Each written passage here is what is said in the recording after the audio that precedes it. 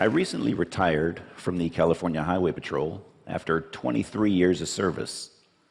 The majority of those 23 years was spent patrolling the southern end of Marin County, which includes the Golden Gate Bridge. The bridge is an iconic structure, known worldwide for its beautiful views of San Francisco, the Pacific Ocean, and its inspiring architecture. Unfortunately, it is also a magnet for suicide, being one of the most utilized sites in the world. The Golden Gate Bridge opened in 1937. Joseph Strauss, chief engineer in charge of building the bridge, was quoted as saying, "The bridge is practically suicide-proof. Suicide from the bridge is neither practical nor probable. But since its opening, over 1,600 people have leapt to their death from that bridge." Some believe that traveling between the two towers will lead you to another dimension. This bridge has been romanticized as such, that the fall from that frees you from all your worries and grief, and the waters below will cleanse your soul. But let me tell you what actually occurs when the bridge is used as a means of suicide. After a free fall of 4 to 5 seconds, the body strikes the water at about 75 miles an hour. That impact shatters bones, some of which then puncture vital organs. Most die on impact. Those that don't generally flail in the water helplessly and then drown. I don't think that those who contemplate this method of suicide realize how grisly a death that they face. This is the cord. Except for around the two towers, there's 32 inches of steel paralleling the bridge. This is where most folks stand before taking their lives. I can tell you from experience that once the person is on that cord, and at their darkest time, it is very difficult to bring them back. I took this photo last year as this young woman spoke to an officer contemplating her life. I want to tell you very happily that we were successful that day in getting her back over the rail. When I first began working on the bridge, we had no formal training. You struggled to funnel your way through these calls.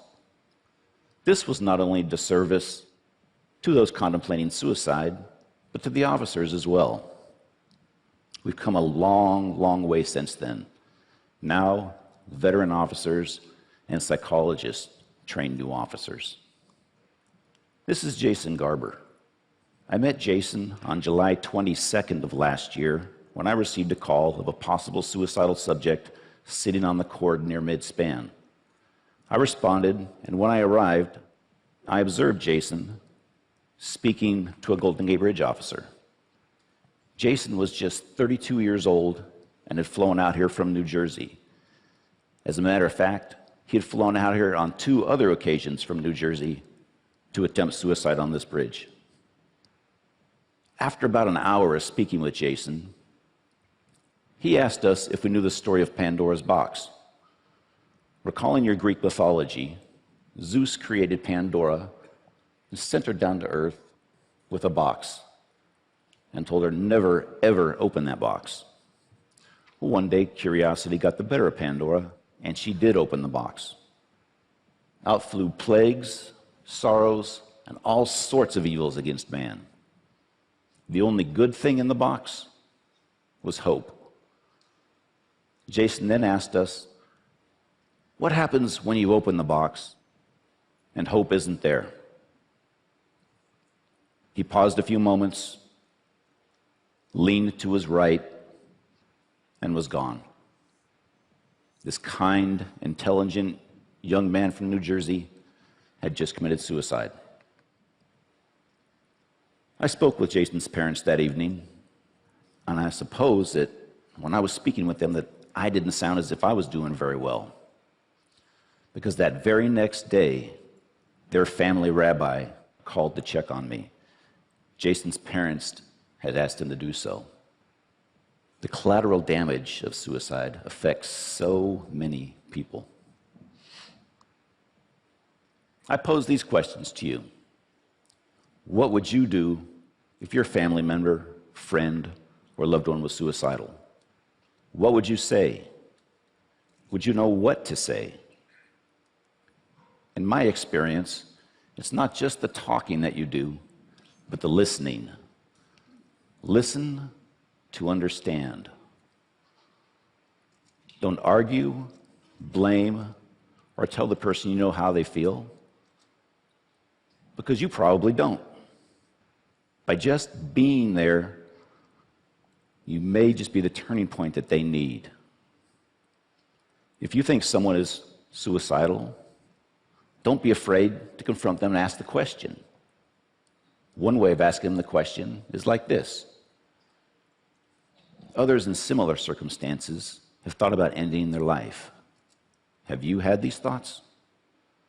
Confronting the person head on may just save their life and be a turning point for them.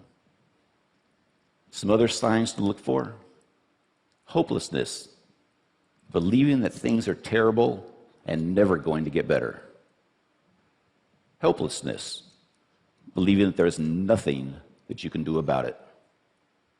Recent social withdrawal and loss of interest in life.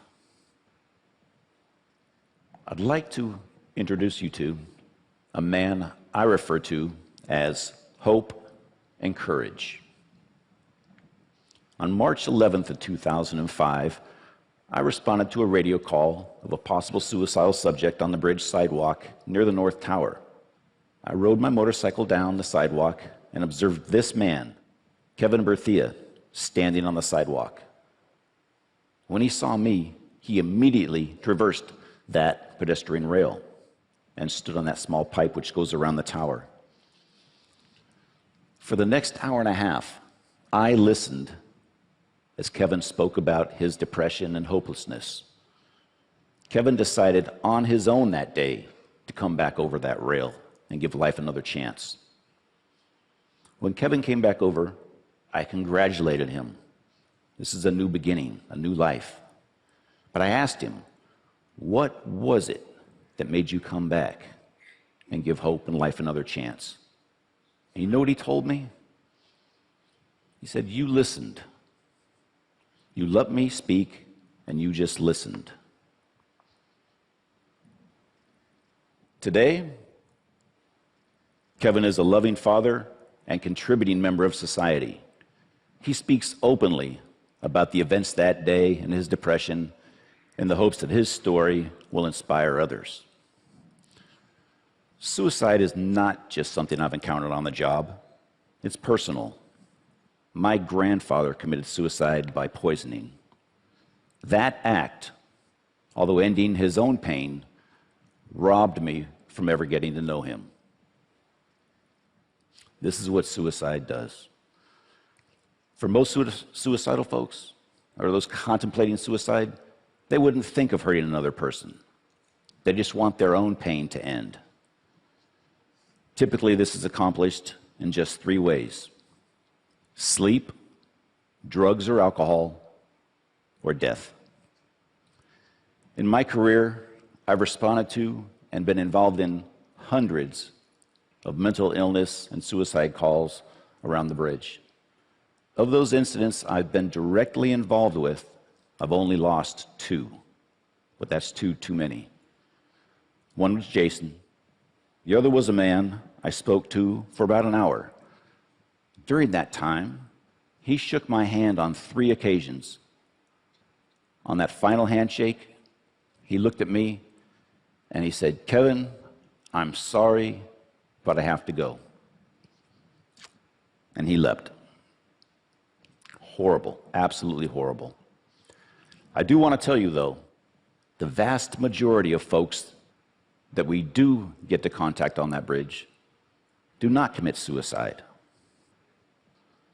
Additionally, that very few who have jumped off the bridge and lived and can talk about it, that 1 to 2%, most of those folks have said that the second that they let go of that rail, they knew that they had made a mistake and they wanted to live. I tell people the bridge not only connects Marin to San Francisco, but people together also. That connection or bridge that we make is something that each and every one of us should strive to do. Suicide is preventable. There is help. There is hope. Thank you very much.